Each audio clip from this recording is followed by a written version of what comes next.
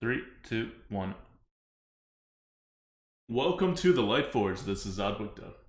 This is Merps. Hope you guys are doing well. Hope you're staying cool. It's getting really hot in DC, which is not a good thing because DC is a swamp town. Like past the, hmm the politics of calling this place a swamp, it is literally a swamp and it is sweltering. That's why they call it a swamp. Well, maybe. I think it's picked up that word because of other reasons, but it is literally a swamp, yes. Yeah, it's 95 degrees here. Not right now, but like at the highs for today in Charlotte. So it's getting bad. But yeah, let's like we did sun glitters last week and a lot of sun glitter stuff. So we kind of glossed over some of it. We have some good analysis on the patch, but we didn't really go step by step exactly because that would have really bogged down the entire show. And it was 3 a.m. for her.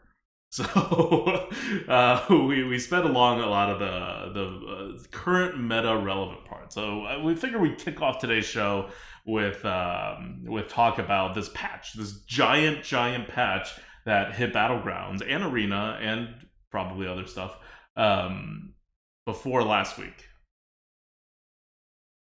Yeah. A lot of stuff happened. Let's go through all of those things. Last week when Sun was on, we didn't want to go through boring stuff like patch notes, right? That's not what we want to get her on for. But a lot of stuff did change, and we had a slight discussion about the meta and kind of how to beat the meta. But let's have a more in-depth conversation about the nerfs that happened to Quillbores and the implications. And I think right now the discussion is going to be a little bit different as the meta has played out a little bit more. I've personally gotten a little bit more experience. So let's go through these changes. There were some standard slash arena changes as Yeah, well. let's Do you want let's to talk just go about those through. No, first? let's go through Battlegrounds first. Okay, We'll do Arena after. sure. So with Battlegrounds, obviously a lot of it was focused on the pigs. The first thing that they did was they eliminated Baron's Blacksmith from the minion pool. Thank God. That was, I don't know if the worst decision that they made putting Blacksmith in,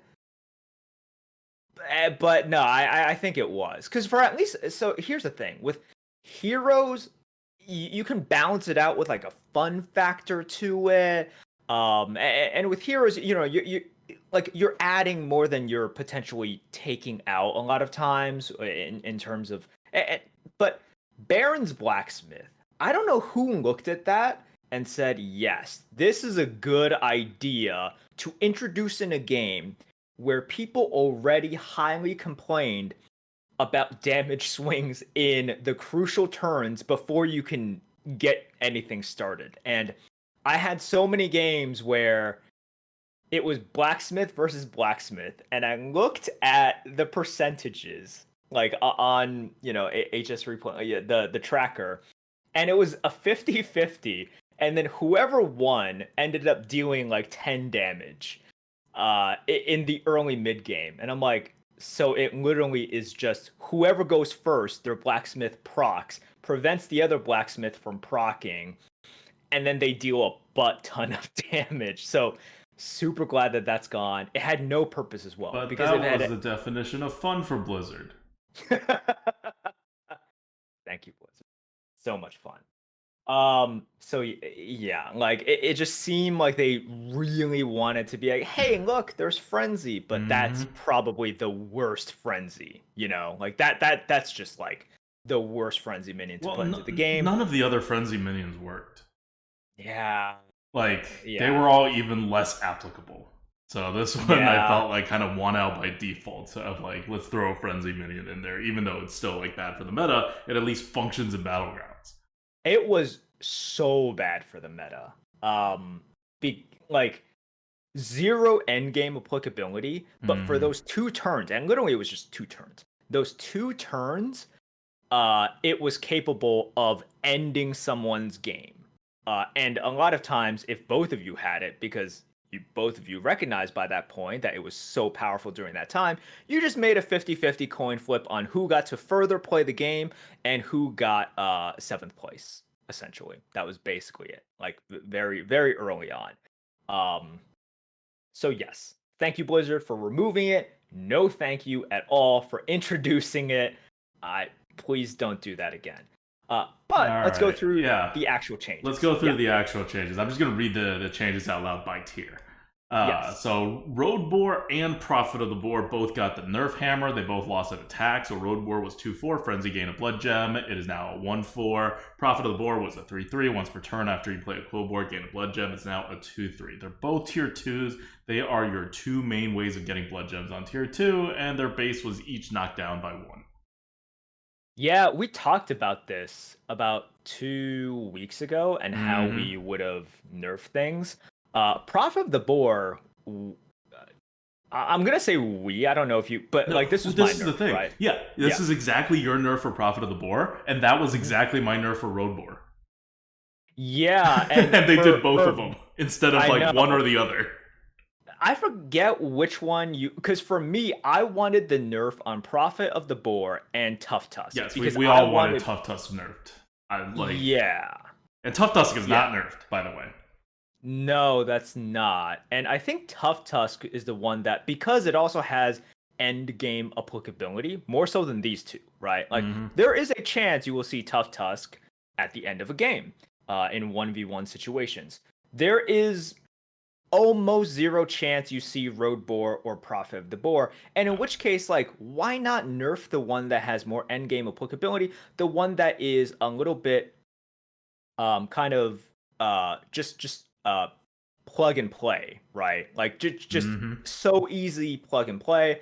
And as I said 2 weeks ago, I appreciated the thought that you had to put into Road Boar more so than Tough Tusk. So this is fine. Like the nerf that they did to these tier 2 units, we said before, it was very necessary, and you definitely feel it. You know, the difference between a 3-3 and a 2-3 with the Prophet is huge, right? And Road Boar being a 1-4 versus a 2-4 is also huge. So it definitely slows down the pigs, and you had to start with these tier 2. And I think both of us were like, okay, you got to nerf 2 out of the 3, which they did. Just not the one that we actually agreed that should be nerfed. The obvious one. Like, it's not just us, right? Like, that's obviously, like, it's just a better minion than other things on tier 2. It is. Just flat out better. And Blizzard kind of owned it. They just said, look, it's supposed to be better. Quill Boars are supposed to dominate right here with this unit so that you get to do more Quill Boar stuff later. So they weaken everything else. Like, Prophet of the Boar is a crap unit right now, generally. Like, so is Road Boar. Like, they're not good tempo units anymore, whereas they used to be good tempo units. Yeah, they used to be good / at least decent tempo units with upside, right? Exactly. And now you are actually paying a cost for their a big benefit. Cost. Yeah, like for Prophet of the Boar, you can always like get another Quill Boar, right? Like, and then that'll give you the +1/+1 immediately. For Road Boar, you don't even have that, and on the next turn, like if you don't have anything else to buff, it's a 2/5 or something, which is like I think a 2/5 for tier 2 would be understated. So for 2 turns, it's understated. Once really understated, once kind of understated. That assumes your Road Boar even triggers. Like Road Boar is very risky right now. It's okay. It's fine. The thing is, it depends on which turn you are taking it. And with Road Boar, what you definitely want to do in the early game when you get it. So we're talking turn 3, turn 4, potentially turn 5. Turn 5, it gets a little bit murkier. With Road Boar, you always want to play it first, unless you are looking at someone who has elementals, and in which case they might have like, something like Party like Rock, weird Party Rock stuff. I don't think it'll get Party big Rock enough. got like buffed. Yeah, like, it would have to be really lucky for them, right? But 99% of the time, what people will have at that time are the Acolyte of Cthulhu, which is the 2/2 taunt. They'll have the 2/3 taunt that buffs adjacent minions. They'll have the 3/3 demon taunt So make sure you put the road boar first, and you will typically get the blood gem.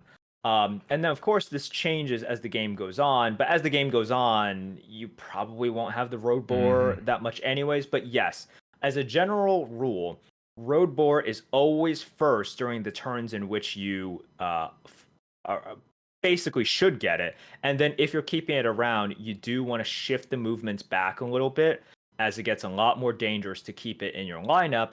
But that's usually the time you get rid of it too. All right, let's move on to the tier threes. Two tier three units got nerfed as well. One is Banner Boar, which is the 2/5 unit at the end of your turn. Play a blood gem on adjacent cool boars. This was the hilariously OP one rather than Tough Tusk, which was just OP. This one is now a 1/4 instead of a 2/5. And the other tier 3 unit that got nerfed was Bristleback Brute, which was 3/3, is still 3/3. The first blood gem played on this each turn gives it extra +3/+3. That is now reduced to +2/+2. That's a change that I thought would be good, and you thought was not exactly needed. But I think we both agree Banner Boar's got to be nerfed significantly. Banner Boar was the most powerful card that Quill Boars had, no question. Still the most powerful card Quill Boars have.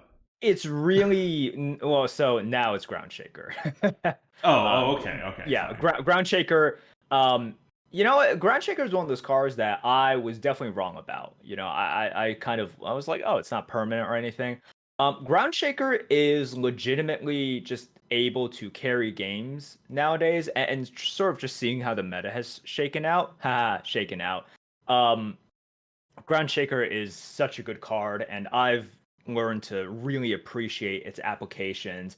But pre-nerf, yeah, Banner Boar was stupid because you had the early snowball, and Banner Boar continued the snowball effect in dramatic fashion. And I am strongly in support of this nerf, going from a 2/5 down to a 1/4.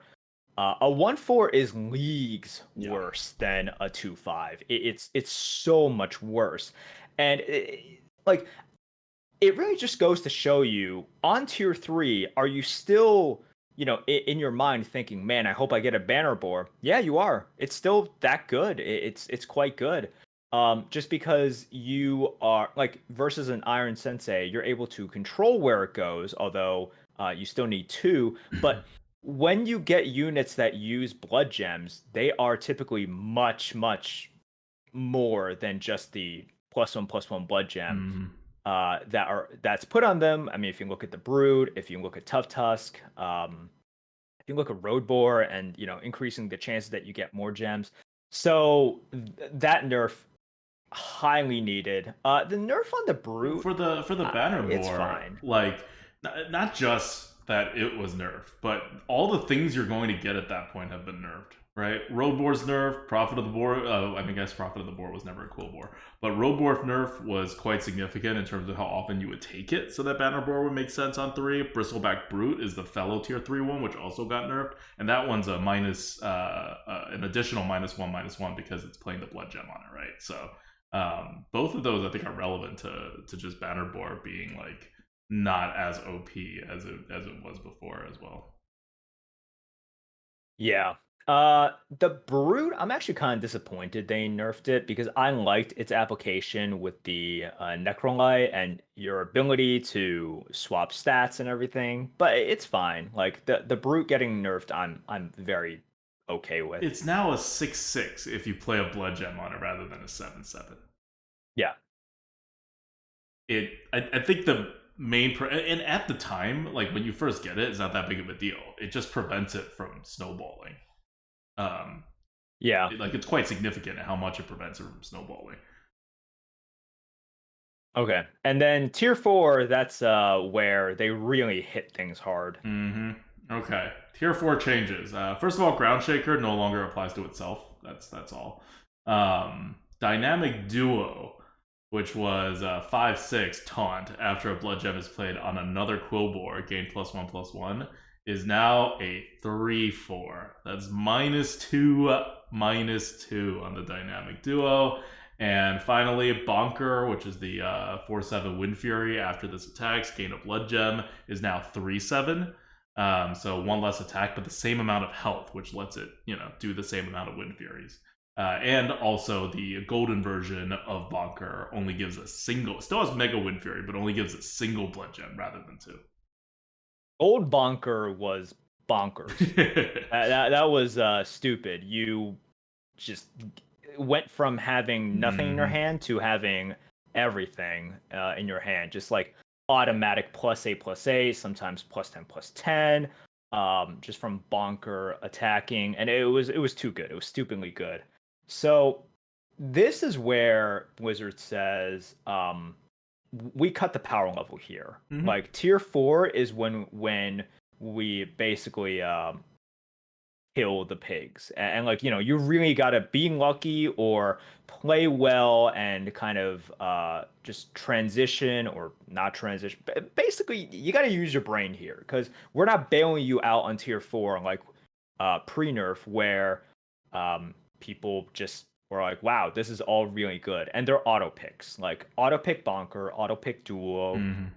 Ground Shaker was very, very good, but a lot of times unnecessary because of just how good the other stuff was. And for permanent, I mean, Bonker's still kind of an auto pick.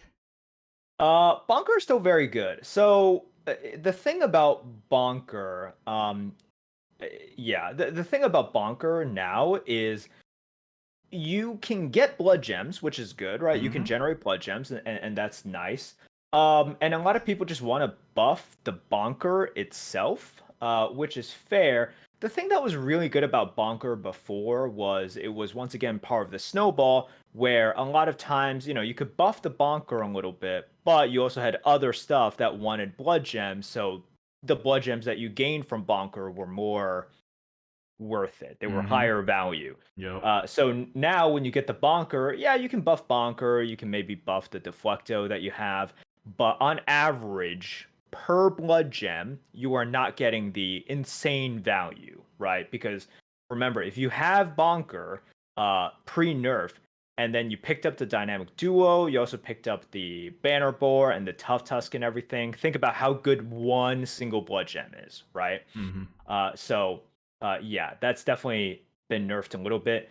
Dynamic Duo is the one that really got crushed. And I said 2 weeks ago, I didn't mind Dynamic Duo. I didn't mind, it's like, because what I wanted was for them to punish the early snowball. And once you get here, if you get a Dynamic Duo, cool. I like this sort of scaling. I think it's fair because all it is an extra +1/+1 when you devote a +1/+1 to something else. It has to be a +1/+1 to a Quillbore. It's not just whenever you play a blood gem. Yeah, and because with these nerfs to the earlier tier minions, it's much tougher for you to commit to Quillbores, right? So, yeah, like it's fine. You see Dynamic Duo a whole less now. And I think that's like okay. You don't need minions to like, I don't know, reach some imaginary number for usage. But I was a little bit disappointed in this. Ground Shaker was nerfed, but it was nerfed in a way that didn't matter so much. Like, yeah, it's a nerf, but Ground Shaker is one of those cards where post nerf it came out stronger because it is able to it's just a better card for the meta. It's so flexible. If you think about ways for you to equalize when you are not the high roller, there's a couple of ways. There's taunt comp and there's ground shaker comps, in which you get these blood gems either through generation from your minions or you just roll into like Sunbake and Relaxers, buy up all the victors. And then you use Ground Shakers and Divine Shields, and you just survive, get that MMR.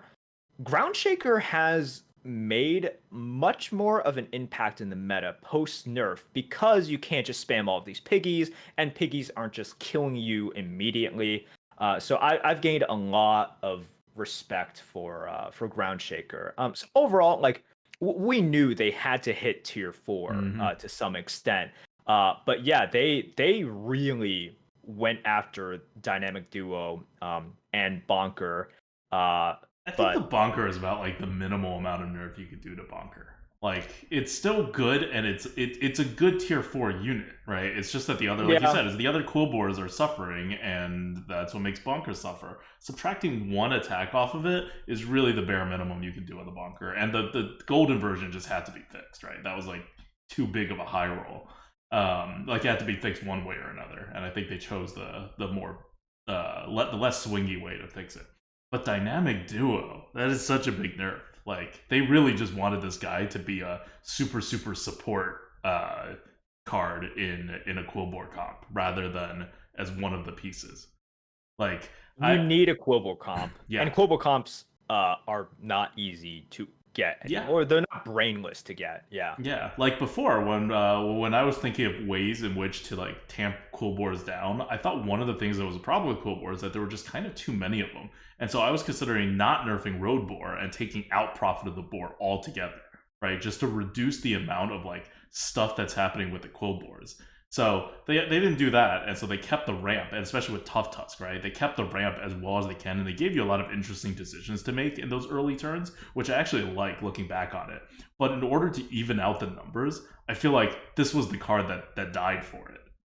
Like rather than taking out one of the foundational pieces, they weakened it enough, but they still needed they had the same like issue that I was looking at, which is just that there's too much, and this is the one that they basically got rid of. Like you have to really be in Quillbores to put a dynamic duo in at tier 4 and have it be worth it.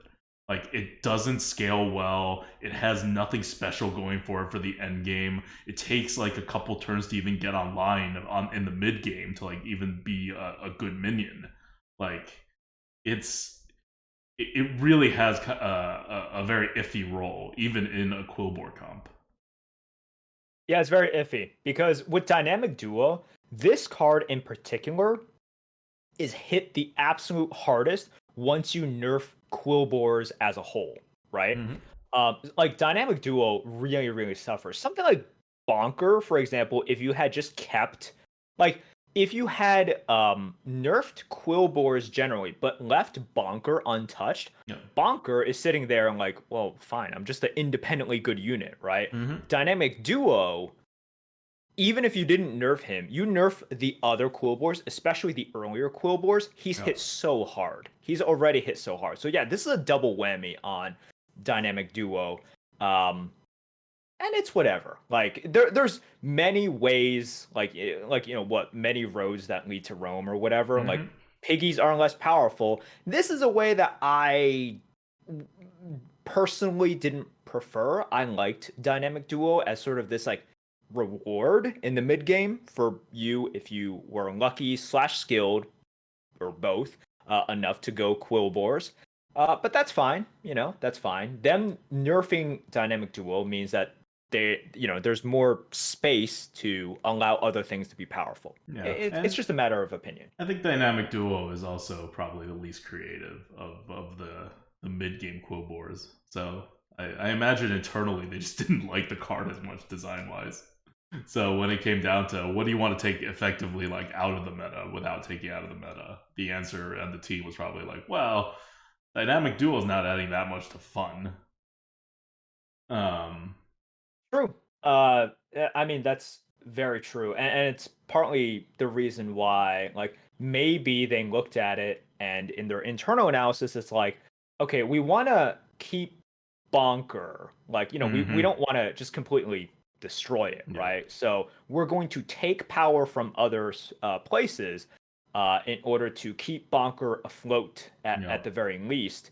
And maybe that's where Dynamic Duo suffered. And if that was the reasoning, I completely agree with that assessment, Mm-hmm. right? Bonker is by far the more fun card. Mm-hmm.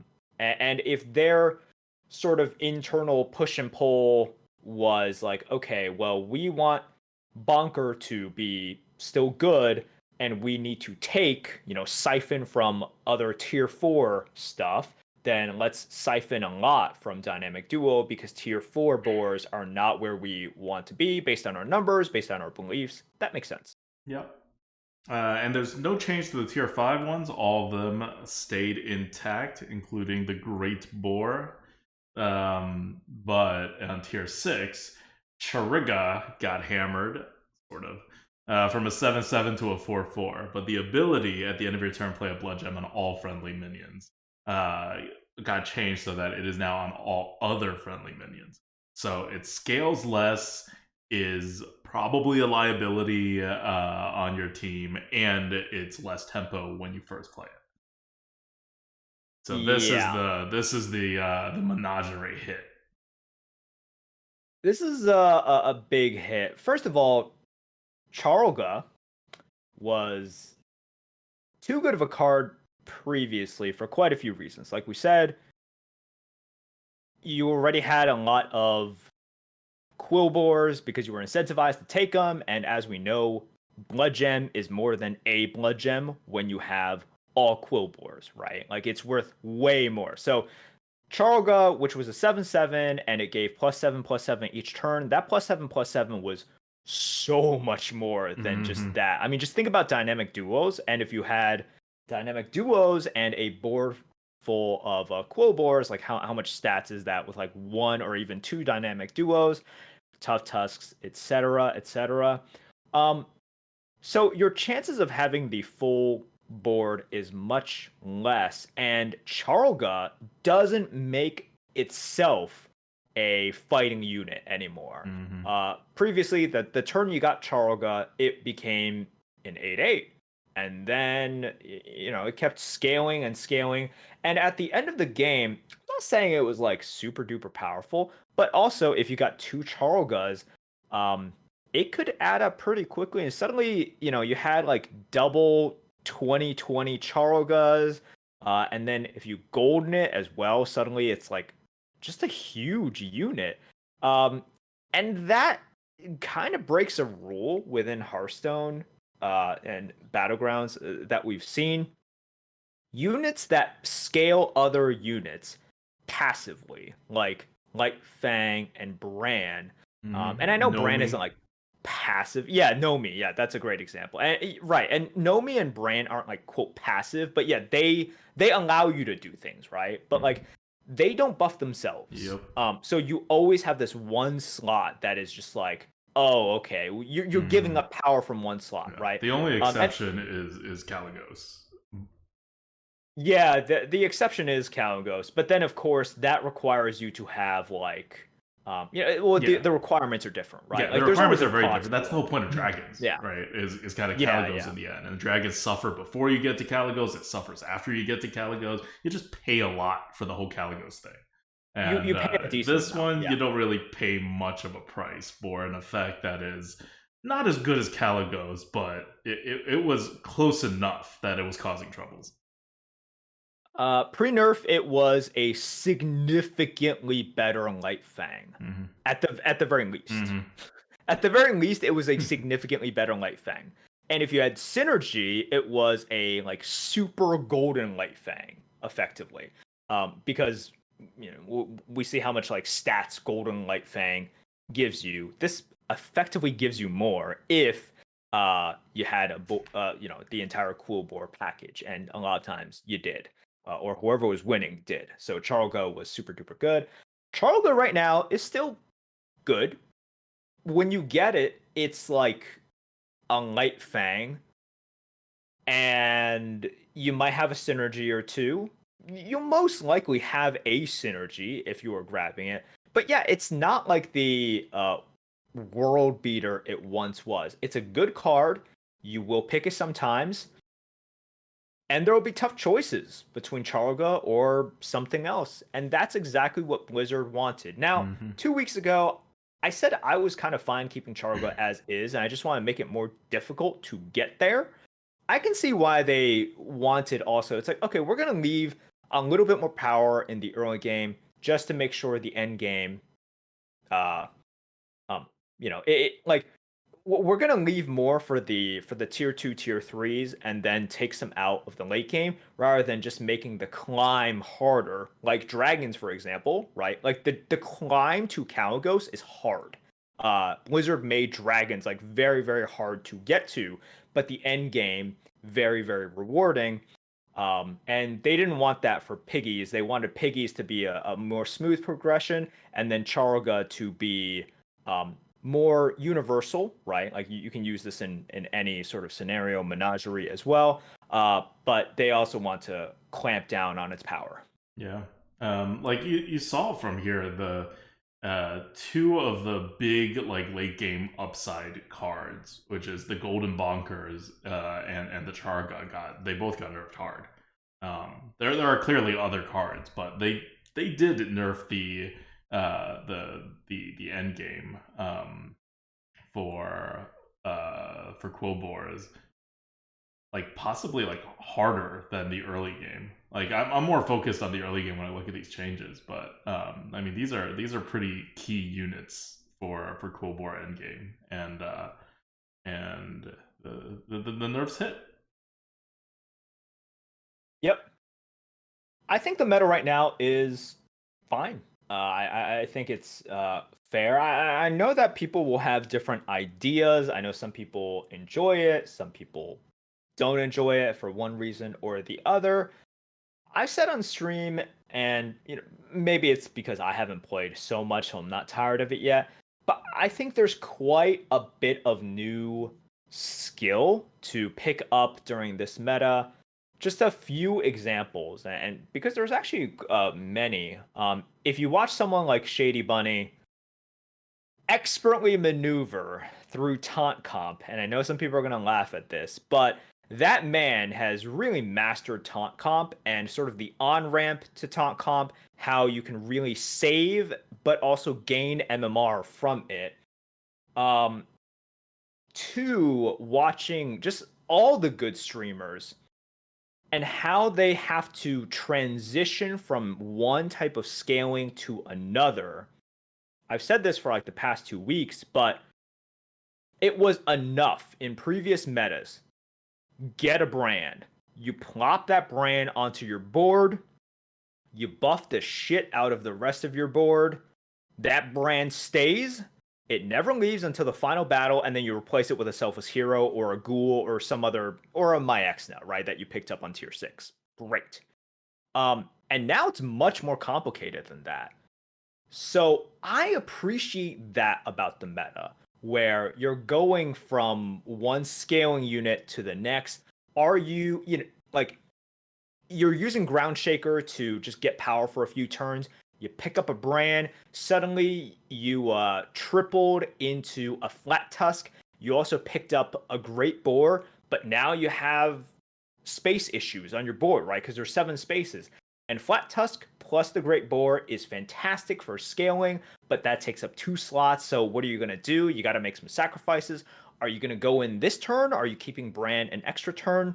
That's something that I really think is the key to mastering this meta. And I've had a great time watching how players transition and shift. And people are still getting it wrong sometimes. I'm not saying like I know exactly when they get it right or get it wrong. This is going by them, watching their stream, and they're like, I felt like I pulled the trigger a little bit too early, or I didn't pull the trigger fast enough on that. So if you're frustrated by the meta, I would say these are skills that even the best players haven't really figured out yet. So if they haven't figured it out, you probably haven't figured it out either. I certainly have not figured it out, and it comes from not playing as much as all of these people. But it's super duper cool because it's a brand new skill that's being challenged that historically BG's really hasn't challenged you before. Mm-hmm. Yep. So overall, Quillbores, good design, medium design, bad design. I don't know. Give it on a scale of 1 to 10. I think right now it's like a 6. 6 out of 10. Okay. What would so be a tribe that is a higher than 6 out of 10? a tribe that is higher than 6 out of 10. I mean, that's tough. Like, because now I'm. Is Quillbores the most well-designed tribe? I actually like Murlocs. I think the Murloc design is good. Okay. I think Murlocs would be higher, and I know some people are like, well, they need like a tier 6. I don't think so. I think it fits the Murloc flavor that they actually don't have a tier 6. Do not come back with Holy Mackerel. Holy shit, that was so toxic. No Holy Mackerels. Um, I think Quillbores are a little bit. So here's the thing. It's a 6, and some of you guys might think that's a little bit low. I'm not giving any tribe like that high of a score. Yeah, I think you're I think just like BG's is, negative yeah. on the Well, here's the design thing. of tribes. If your second highest tribe is a 6 out of 10. Quillbores would be no. Quillbores would actually be like an like they could change quickly to an 8 if there was just one thing different about it, which is the fact that blood gems have significantly increased the APM factor of the game. This is something that I've spoken about before. I know you are very adamant about this. Yeah, I'm not playing BGs right now, by the way, because of this. Cool boards in every game. So the thing about Quillbores and the current state of the game, I think the current amount of APM is acceptable, but pushing the limits for BGs. Now, if you want to make BGs a APM intensive game, there's a few problems because some people are like, well, like, Merps, you freaking boomer, just adjust. It's going to be an APM game. It was meant to be that. So there's a few problems. If you're saying it's meant to be that, it wasn't. There was nothing APM about this freaking game until Pirates showed up. That was the first APM.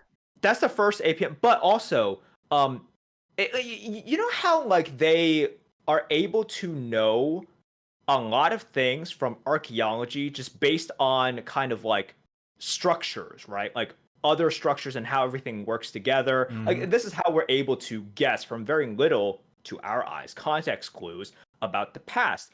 If you look at the structure of BGs and how it is set up, we are like the game is woefully like designed, or it's basically designed poorly for APM. Just look at the disconnect feature, right? And how a lot of people are disconnecting.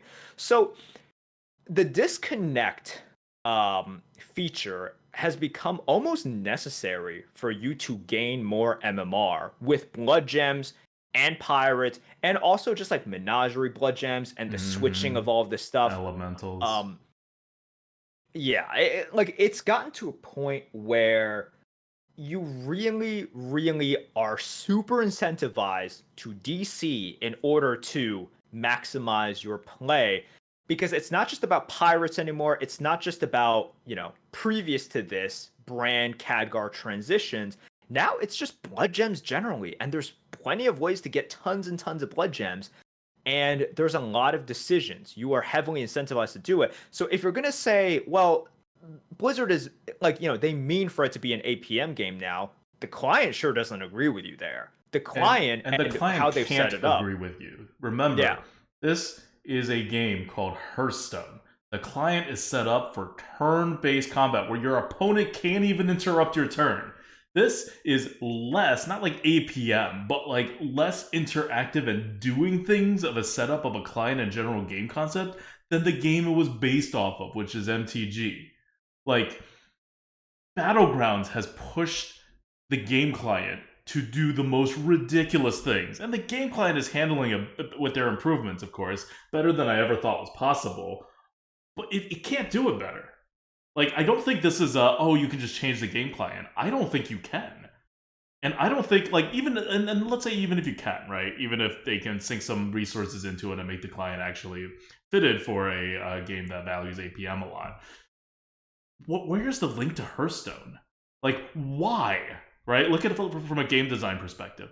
Why in a game in which APM is pretty much completely irrelevant in all of its game modes, and can be irrelevant in this game mode without that much loss of either strategy or fun, would you make APM a huge factor?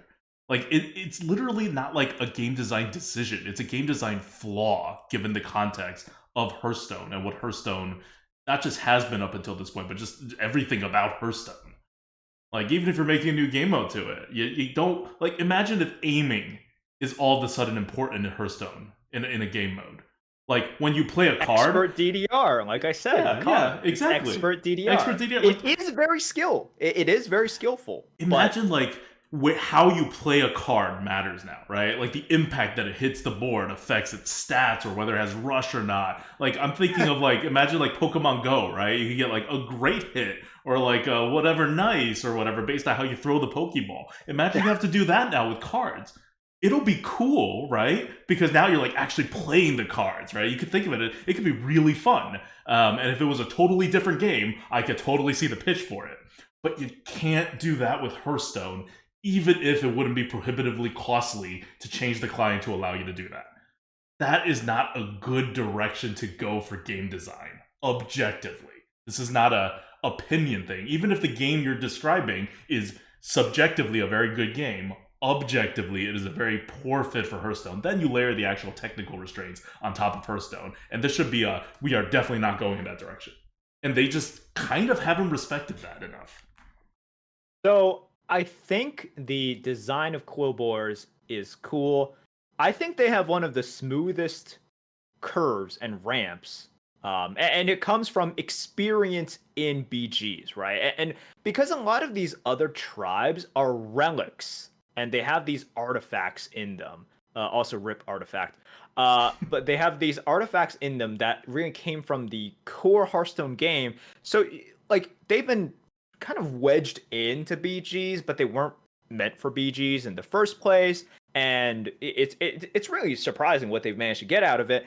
And Quillbores is the team, after having a lot of experience creating a BG tribe, and they did a very good job. Like I think the curve, and you know, we always can criticize about kind of like OP and then the subsequent nerf and how it feels. But no, like after the nerfs, I think they feel very good. I think they got it right. They move pretty fast on the nerfs as well, so props. I think they did a very good job with Quillbores. It's just this blood gem, like you know, adding onto the stress of the APM, and I don't think it's broken the game yet. But like we're at that point where you can't add more, and you really should take away some of the quote APM requirements for me to feel like the game is decent. Like I used to be able to play Hearthstone on my main account on mobile. There is actually no way I will do that now. Unless I want to, like, unless I just literally don't care about MMR, I know I'm losing MMR if I play on mobile. And I already know I'm losing some MMR by not disconnecting, but I just don't want to disconnect. And I'm fine with doing that. But yeah, it's gotten to a point where I can't imagine myself playing on mobile. Yeah. And again, all this is what Hearthstone is. This is what all of Hearthstone is, and they've kind of lost sight of that in development. And you can see it, right? Like, what are the tribes they added? It went pirates, elementals, now Quillbores, APM, more APM, even more APM, right? This is just kind of where it went. Why? Because they were kind of out of ideas that was interesting and strategic and didn't involve adding extra steps. So they're just like, we're going to add extra steps. Something's got to happen. This is already pretty divorced from what they're capable of handling, and still have it be fun at a high level. Yeah. All right. I think that wraps up Battlegrounds. I mean, I agree with you. I think, like, if you were to ask me, I would say Quillbores is the most well-designed tribe. Minus APM, but I just think that's a me thing, as in, you know, I'm not gonna like anything that involves APM. But so setting APM aside, I think it's well designed. I think Murlocs are like elegantly designed, but I feel like there could be more things going on with Murlocs. But your point is that there shouldn't be, like, that's Murloc's place, which is fair. I think Murlocs have a great flavor to them, and I like that. Also, I like the design of beasts as well. I think beasts do very well, and I also like the fact that they branch into a few different types of beast builds. So I think beasts are good. Like I would rate beasts like definitely better than a 6 right now. And once again, this is like separated at least somewhat from their current power level. You can't separate it entirely, but you know we're just talking about design, not balance. Yeah, I like the beast and how you're able to get those buffs. I like the Goldrin and the Goldrin Fork potentially to like Goldrin Parrot versus you just buffing up and having Death Rattle beasts. I think beasts are fine. They're definitely not very powerful right now, but the design I like. Yeah. All right. Let's talk about the other changes in this patch. Arena, I mean, they just made changes to cards, and so Arena's affected. They didn't actually do anything to Arena specifically. They didn't remove any more cards out of the meta. They didn't hit the button to micro adjust, even though they arguably could have. I mean, I think they should have, because the changes aren't big enough for them to be afraid that it'll totally unbalance things. But hopefully they'll hit the button soon. But I'm guessing they won't, just because, and they haven't said much about it yet, but the mini set should be right around the corner. We're at the end of May. The mini set should be coming out in like 2 weeks at most. And so they haven't said anything about it. We don't know anything about it, but that's just how the timing of these things work out. So they may, like, Arena may really be in its final form until they do the whole, mid-season rotation and everything. But outside of do not play Priest, Paladin, Demon Hunter advice, here are some changes that hit the arena. Do you have it set up so you can read the changes and I'll hit a take? Or yeah, sure. Are we reading all of them or just the important ones? You could just read them and then just move on for the ones that really don't matter, like the first one. Okay, fine. The first one we have Refreshing Spring Water. This was a 4-mana mage spell. Draw 2 cards, refresh 2 mana crystals for each spell drawn, and now it's 5 mana. Yeah, so before you shouldn't take it. It's like worse than a Yeti, which is not a great card in this meta. Now it's a never take. It's really bad. Yeah. You need to draw 1 spell for it to equal Arcane Intellect, which is already kind of a mess spell these days. Yeah, it's already not a great spell, so that's rough. Next, we have First Day of School, which is previously a 0-mana Paladin spell. Add 2 random 1-cost minions to your hand. Now it's 1 mana, but you get 3 random 1-cost minions. So this one, I think, was really interesting, because they did it, obviously, to nerf Paladin in Constructed, and it didn't work, because Paladins are apparently still ridiculously amazing, and they're going to nerf it some more. So we're also probably going to see additional nerfs happen. I mean, they've all but announced that there will be additional nerfs happening in Paladin sometime. But maybe they'll let the mini set do stuff first. I don't know. Anyway, in Arena, at least, this card's win rate did not go down. Noticeably, at least. Statistically, it's an insignificant amount worse than what it was before, even though it was a 1-drop before. A pretty reliable 1-drop and 2-drop. So, to go from a 1-drop and a 2-drop to a no-drop, essentially, and still maintain your win rate, means that this is doing a lot of work. And it's doing a lot of work because 1-cost minions, a lot of them are utility minions. So adding an extra one is an extra card for 1 more mana. So it's really changing the dimensions of how of the strength of Arena Paladin. Like before, you would always take First Day of School, no question, if you're offered it, unless you get an even more brokenly overpowered card. That hasn't changed with this card, I don't think. It's still very good, and you want to look at what it provides, because I was quite surprised as well. I'm like, okay, so this went from something you could play on turn 1 and on average get a really good 1-drop, followed by like probably a whatever 1-drop. And by really good, I mean 1-drops are just very good. Like 1-drops are just quite good, so you're going to get something that you're happy with. To not being able to fill your curve. And you could always just say, like, well, turn 1 I do this, turn 2 I play double 1-drops, which a lot of times is more than just a single 2-drop. But you don't get that perfect curve anymore. And it provides more. In theory, you really want that perfect curve. Yeah, you really want that perfect curve. At the same time, as Paladin, you want flexibility and you want bodies, right? So it does provide that extra body. It gives you more of a chance to high roll 1-drops, and 1-drops are stupidly good these days. Like Blizzard really wants you to make up for the fact that it's a quote small card. So there's cards that generates bigger, much bigger cards, potentially.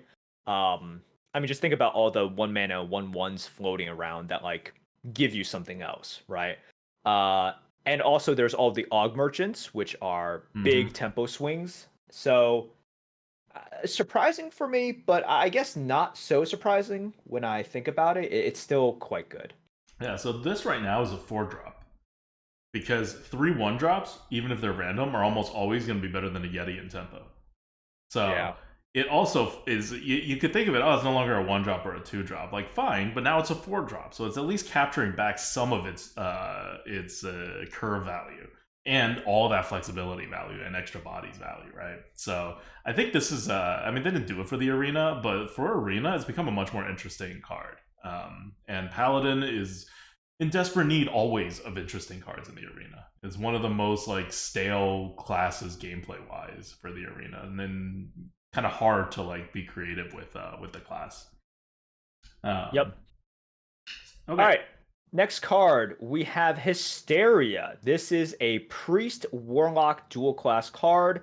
For 3 mana, choose an enemy minion. It attacks random minions until it dies, and now it is 4 mana. Yep. So it used to be insanely good. Now it is still very, very good. It's still insanely good. Its win rate dropped by like 3% almost. That's a huge drop in win rate percent. So it's being taken less now, and its win rate is dropped. Like if you're taking it less, I don't know what to say. I don't know what to say. Also, I was so right on this. Yes. I told you from the very beginning. I'm like, this card is absolutely busted. I remember talking to you about this. I didn't think it was busted. I thought it was just a normal, like, removal, like a 4 mana assassinate. But no, this card at 3 mana was definitely busted. Now, I would argue that between the awkwardness and its potential, it's probably around where an assassinate would be. I don't think I'd take a Hysteria now necessarily over an assassinate. Probably be similar to me. I still think it's better. I think it's better than Assassinate. But yeah, it's no longer than like, are you kidding me? Like Hysteria versus Assassinate. I still think this is quite a bit better though, because it just plays into kind of what. Yeah, it's playstyle dependent. Like you need to be off the board, but that's not. I don't know. That's just kind of not how I play. At least not Warlock. And I don't know, Priest is so bad right now. Like, I think you kind of are forced to play in certain ways, even though that's still not good, and you still have to have a deck to go with it. So I don't know about Priest, but for Warlock, there's definitely different ways of playing Warlock, and the kind that I would prefer to play has more awkwardness for Hysteria. So yeah, Hysteria went from a world beater to just really, really good. And if those of you out there lowering its like pick percentage, you guys are, I don't know, like, what are you doing? Keep picking this card. Yeah. This card is still bonkers. Okay, my gosh, it's like bonkers in a way. Like, yeah, it was nerfed. It's still great. Hysteria is still great. Keep picking the freaking card. Jeez, up your win rate. All right, next. All right, next we have Crab Rider. Oh, everyone's favorite little Murloc. Crab Rider was a 2 mana 1/4 Rush Wind Fury Murloc, and now everything's the same except its Battle Cry gain Wind Fury this turn only. Still has Rush, but you get Wind Fury on the turn it comes out, and then it loses Wind Fury, and it's just a normal little Murloc riding on a crab. So this is obviously not a huge nerf for the arena, where this card likely doesn't survive a turn anyway. But I don't know. It mentally makes me think the card is worse. Statistically and in reality, I know this card is not any meaningfully worse. But the fact that I can't potentially like high roll with it, right, and like have its buff it and do other stuff with it the next turn, just makes me less interested in the card. But it's really the same. You shouldn't treat it differently in your drafting. Yeah, one of the reasons, and this came from the dev comments as well, one of the reasons they decided to change this was because Crab Rider, number one, was already too good for tempo when it came out, and then leaving a Wind Fury up was way too good. Like, just too many ways to buff, and of course, you gotta at least partly blame Paladins for this. So they wanted to have it fulfill its role, but they didn't want the Wind Fury to stay and just have it be such a potent threat after it already provided decent tempo and removal for 2 mana. Yep. Next one, Ogre Mankirk's wife got nerfed. It's a legendary card. It's still a good legendary card. It's a 3/4. Its base stats don't change, but now instead of a 3/10 attacking your face, it's 3/7. Makes a difference. Yeah. Okay. Makes a difference. Now we're moving on to buffs. So Blizzard buffed a whole crap ton of cards, and some of these are actually impactful in the arena. As you might imagine, a lot of these cards may have received the buff even though they were already good in arena because they were not good in constructed, right? So some of these don't matter, some of these do. Yeah, first we got Razorboar. This is a Death Rattle Demon Hunter. Remember, they're trying to make that a thing. It used to be a 2-mana 2/2 Death Rattle. Summon a Death Rattle minion that costs 3 or less from your hand. Now, instead of a 2/2, it is a 3/2. That's a world of difference when we're talking about stats here. Yeah, so it went from something that you're like, oh, this is hugely anti-tempo, and probably remains anti-tempo even if it dies, because you have to have a Death Rattle. There's not that many Death Rattle cards in the meta right now. And it has to be 3 cost or less. Now, it's a freaking Raptor with an upside of putting out a 3-drop. Like, it has crazy upside now for a not super hard to fulfill condition that is in your hand, so you don't even have to like set up the combo or anything. And at worst, it's a Raptor. So it has gone from I'd definitely take a Yeti over it, no questions asked, to I would definitely take this over a Yeti, no questions asked. Oh yeah, of course. Like this is now in the premium category. Not like super premium. The conditions for it to trigger are still not like as easy as you might think. But it's and it chains itself too, right? So yeah, it definitely chains itself if you have more than one.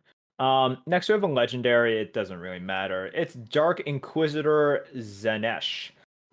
It's a 5-mana 3/5 battle cry. It used to be reduce the cost of all corrupt cards in your hand and deck by 2.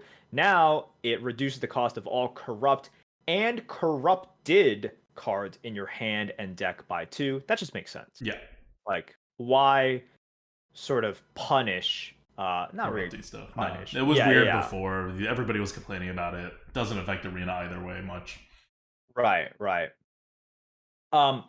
Next we have Unbound Elemental. This probably needs no introduction, but it's a 3-mana 2/4 elemental.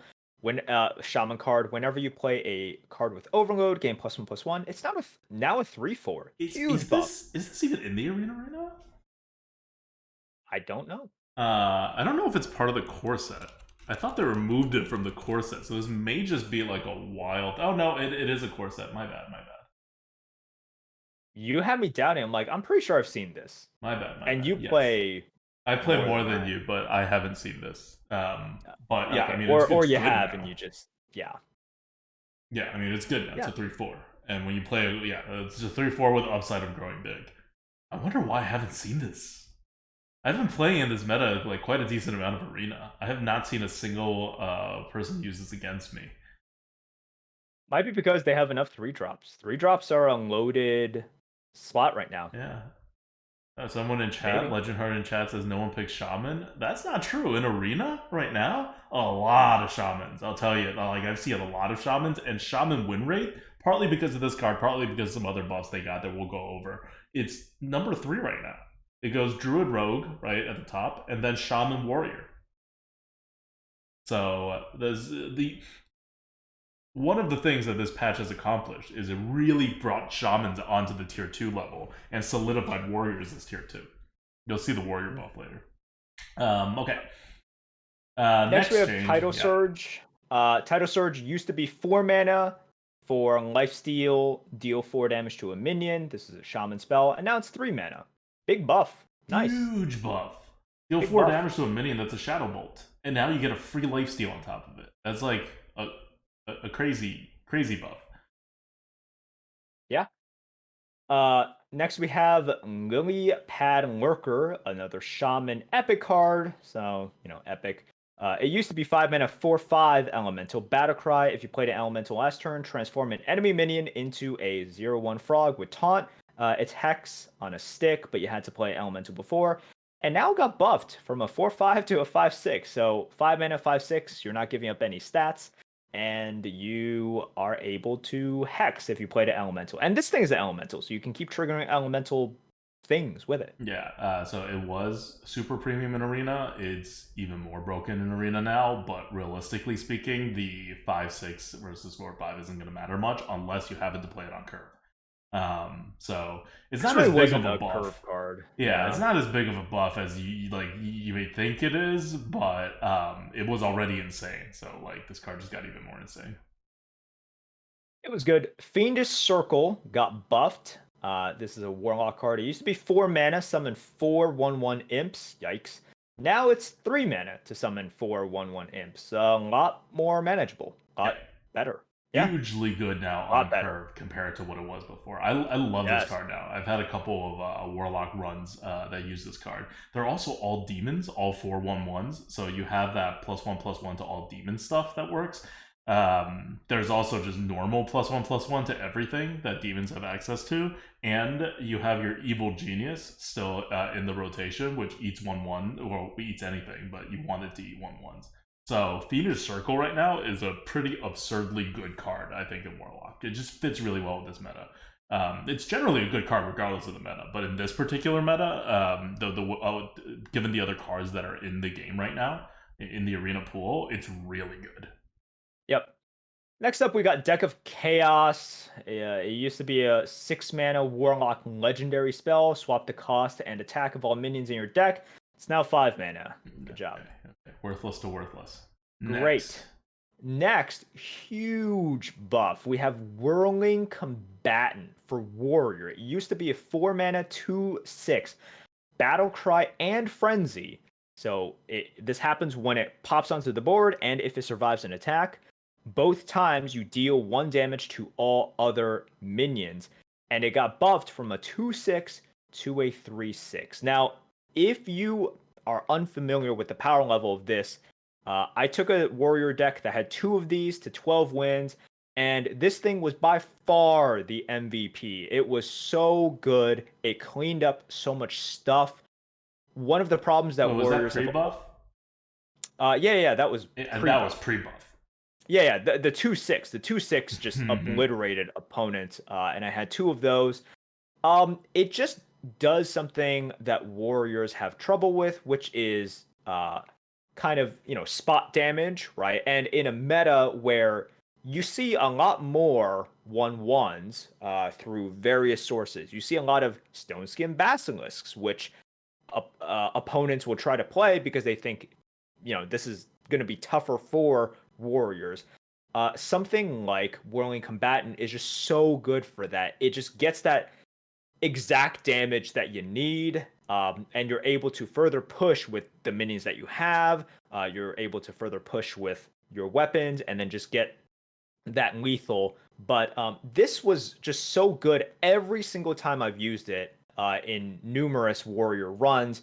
And the fact that it's now a 3/6, oh man, this is I don't know, because previous to the buff, I thought this was already like such a high card. Like I would score it incredibly high.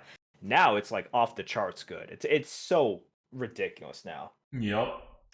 So one thing to know about this card was that its win rate has never been as ridiculous as it should be, and it did not go up by much in the change.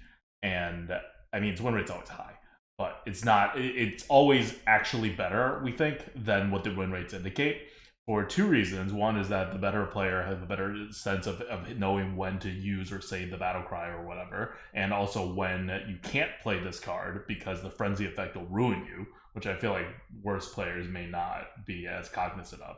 But I think the bigger thing with this card is, especially now that it's a 3/6, you just play it. There is no need to save this card.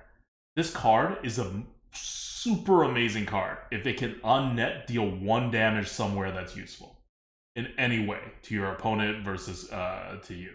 Like, that is a 4 mana 3/6 that deals a damage. That's a 5 mana card for 4 mana. And even if you're playing on an empty board, you do it if you have nothing better to do, because it's still a 3/6 perfectly on curve card.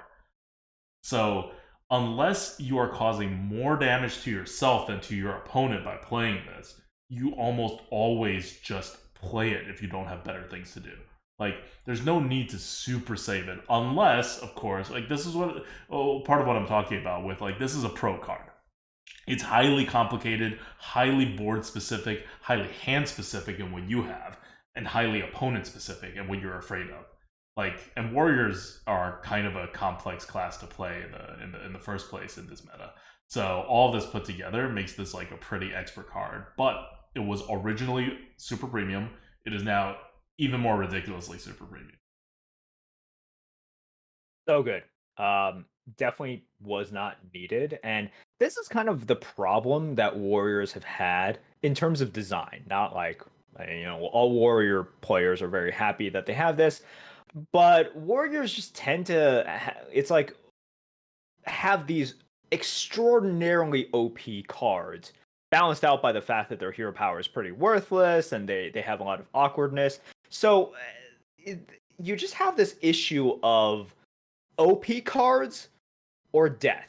And there's a lot less of this in-between area. And that's a little bit problematic because that's kind of tough to balance around, right? If you have a smoother curve or whatever, it's easier. But when you have stuff like Gnarg and now Whirling Combatant and then Sword Eater and blah, blah, blah, blah, blah, all of these good cards, it just makes it tougher and tougher to balance, even through micro adjust, because it's like, like you're really trying to thread the needle there. Because any one of these cards, like we say, Gnarg on one, it's like, oh well, on to the next GG, one, right? Yeah. GG, right? It's just it's like you can balance out the offering rate on that, but the real problem is the existence of Gnarg and its possibility to be played on one, and these other cards that we're talking about, and now it's like Whirling Combatant as a 3/6 for 4, but it's just a little bit too good, right? Sword Eater, Whirling Combatant, too good. That's the problem. Yep. So next up, we have one change that is not in the arena right now. Shield Maiden was a 6 mana 5/5 battle cry, gain 5 armor. It's a warrior card, and now it's a 5 mana 5/5 battle cry, gain 5 armor. So bad. Yeah, so it used to be pretty unplayable. Now it's a 5 mana 5/5 with some healing, so it's like, okay. But this has got to be amazing and constructed. I don't know. I thought armor was ridiculous and constructed. At least that's how they keep printing cards. It's meta dependent. Right, it's meta dependent. So Shield Maiden came out during GVG, and this was end of 2014. It's been 5.5 years, or sorry, not 6.5 years, guys. So this is one of those things where you look at when this card was made, and I believe that was the height of Warriors just being really annoying with armor. And I know that Warriors continue to be really annoying with armor throughout Hearthstone history, but this was like when it was very noticeable that Warriors, were kind of abusing armor mechanics, and it was just like, so they made a card. It's like, yeah, we want to keep up this flavor, but we want to make you like really pay for it. And then, of course, with the power levels that we have today, this card makes absolutely no sense, right? Like, this card makes zero sense.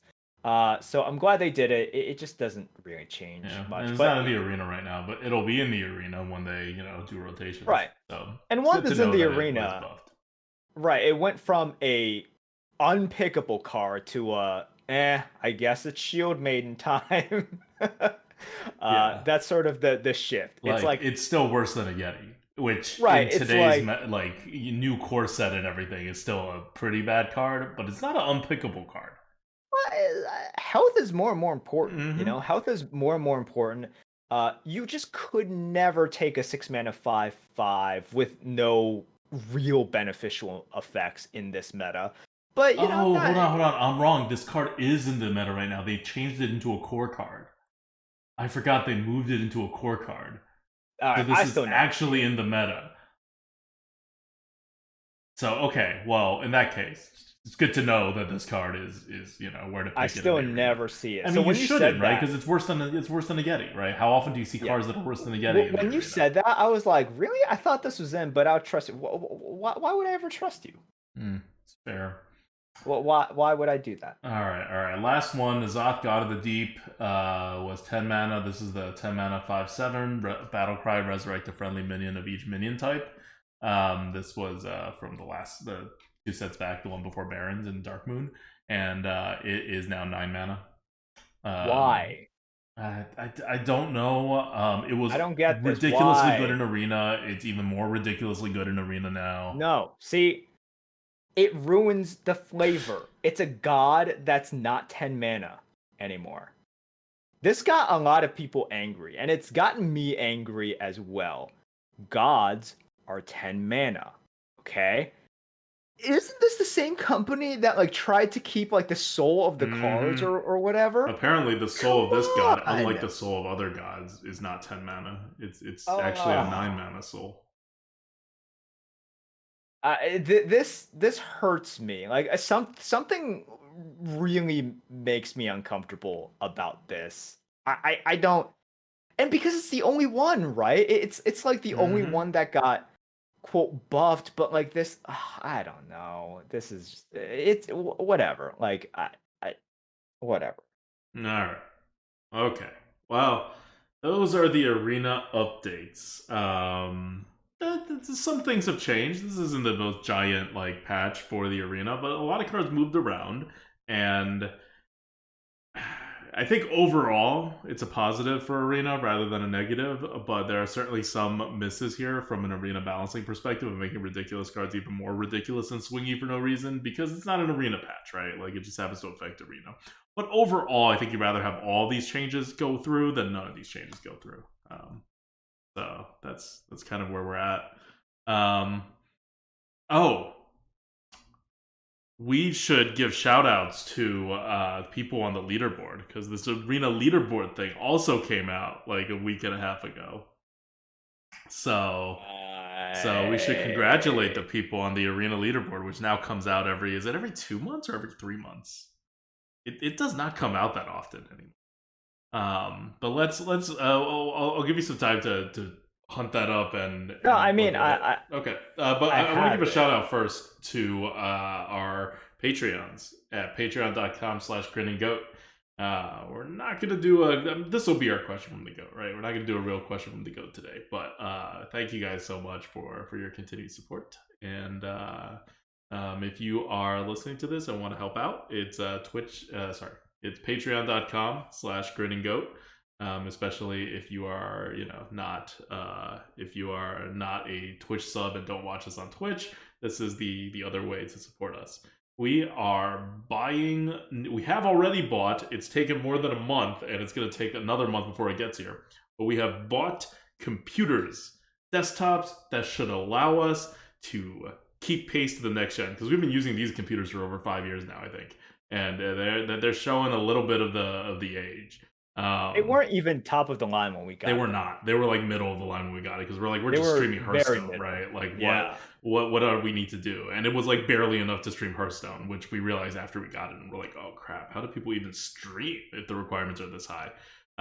So we're hoping this will keep us streaming for another 5 years with this one. But this time we're buying close to top of the line, not exactly top of the line, but close.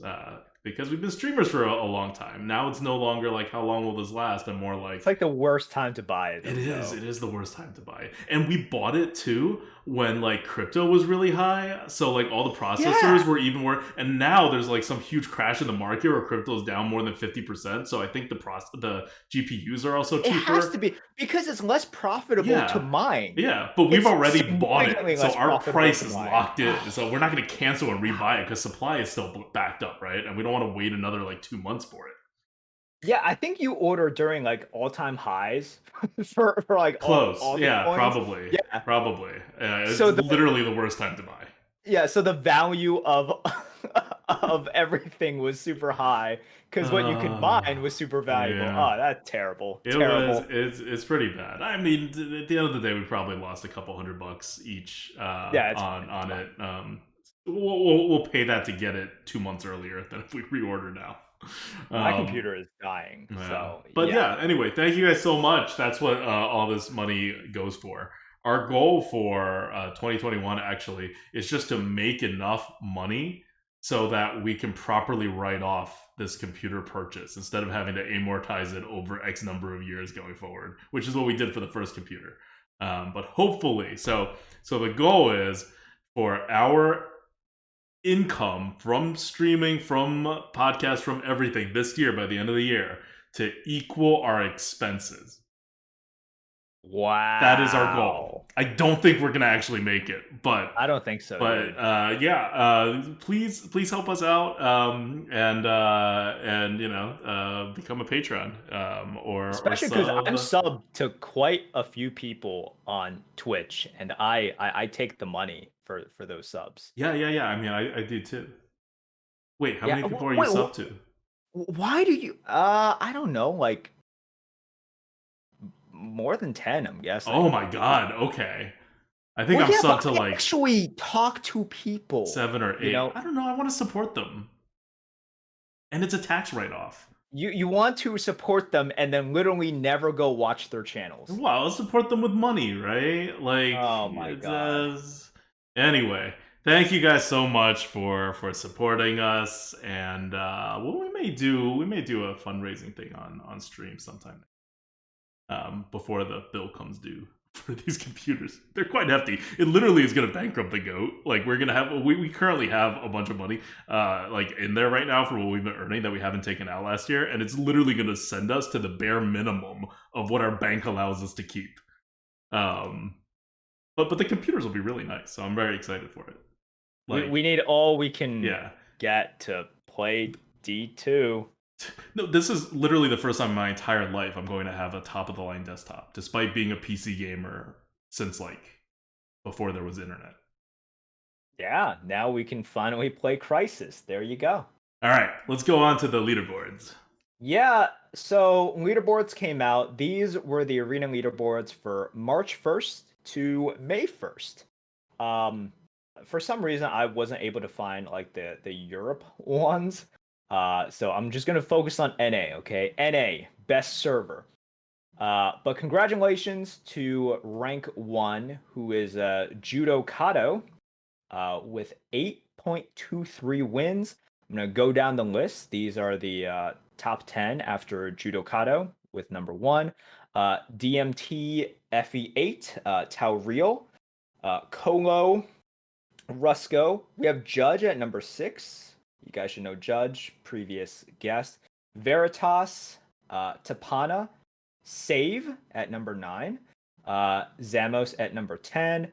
And there's a lot of familiar names on the list. I'll just go down. We see Kolst with and Isher holding hands, being buddies at 15 and 16. We have Dreads at number 30, Keck W. I wonder who you got to play as account. We have Language Hacker at 33. Language Hacker playing a lot of arena these days. I've checked out his streams. I'm telling you, people, there's an arena renaissance happening despite nothing being done by Blizzard. Okay, I've heard that one before. I'm not going to comment on that. We have our very own Boss Ben at 40. Holding hands with Redbeard at 41. Lots of hand holding, lots of people. And then, of course, there's just lots of people where we might not even have mentioned them before, but they've been in the arena community forever. And if you play arena games, and I know I don't play a lot now, but I've seen these people a ton in years before. But it really does mean arena is holding a lot of the top players. Yeah. And, these people keep coming back and playing. There's just so many names that you can recognize, even among like Veritas 49. I'm just reading some names that I recognize. We have Taro at 62. Zeddy joining. I'm telling you, the mini arena renaissance. There's like people playing this game, even if they're not. I don't know about that. Super like, oh, I'm an arena streamer.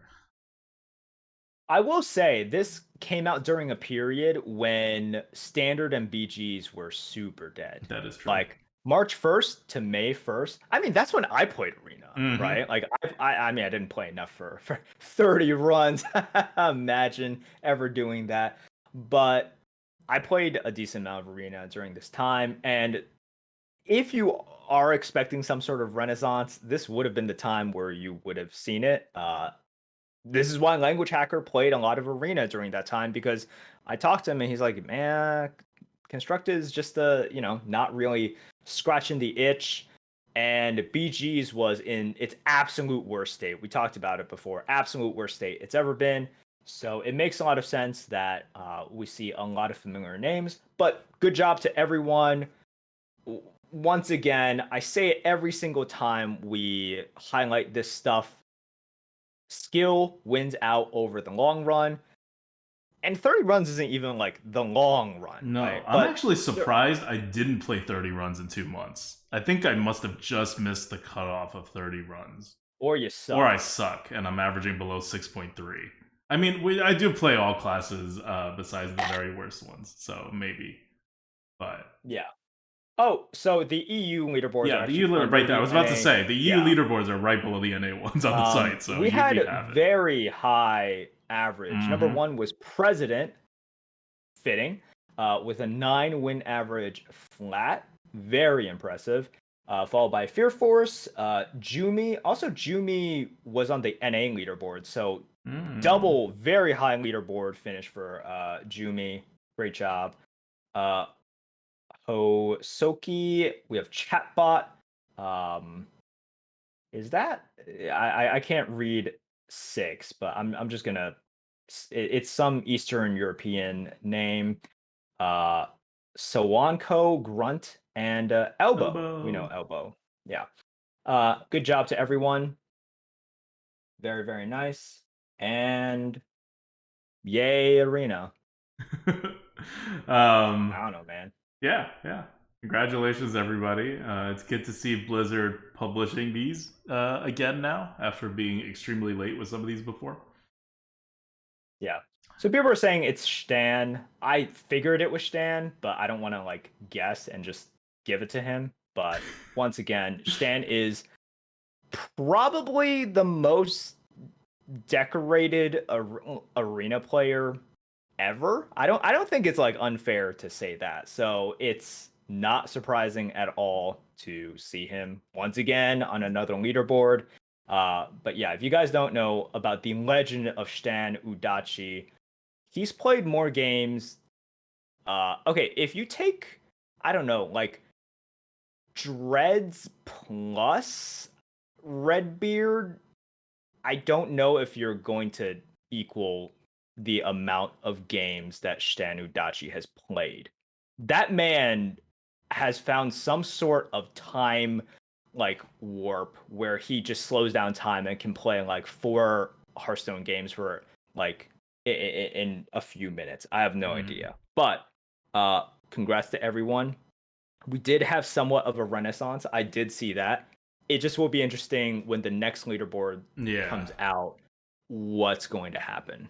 Yep. Are we still going to have people we're still going to have people like Redbeard and Dreads, but are we going to have the language hackers and Zeddies? Yep, exactly. That's the question. Because that's these are people who don't normally play Arena most of the year. And now they have. There's one last thing I want to get into before we end the podcast, and it's that Ixtar mentioned something about in one of his Q&As. I love these Q&As, by the way, because we now have random bits of Arena info that we just literally did not have before he started doing these Q&As. So there's a little bit about how Arena matchmaking happens currently. And the big takeaway is that basically you just add up your wins and subtract your losses. And that's your number. And they try to match you with the person that's in a very similar number. It's not exactly like that, but it's very close to that. So the whole 2-loss bracket, unless you're 0-2 or something, is not as big of a deal. Something like 2-2 would be the same. Sorry, not 2-2. Something like 3-2, for example, would be the same as 1-0. Or very similar to 1-0. And I found that to be very interesting. The losses are basically very crudely accounted for. And, a 3-2 deck is way worse than a 1-0 deck on average. For a good player, at least. So, the matchmaking is algorithmed in a way that reflects average players a lot better than it reflects top players. Which I haven't fully processed through how that actually affects matchmaking, but Probably doesn't make that big of a difference once you actually get to the super high win rates. But I mean, not high win rate, the super high wins in a particular deck. But in that middle area, I think that's why you see a lot of like inconsistencies between the quality of your matchups in terms of like, oh, I'm blowing this guy out now. Oh no, this guy's blowing me out. All right, That's how it is. Okay. that's it. We will be back next week. Until then, this is Adwicta. This is Merps. See you guys.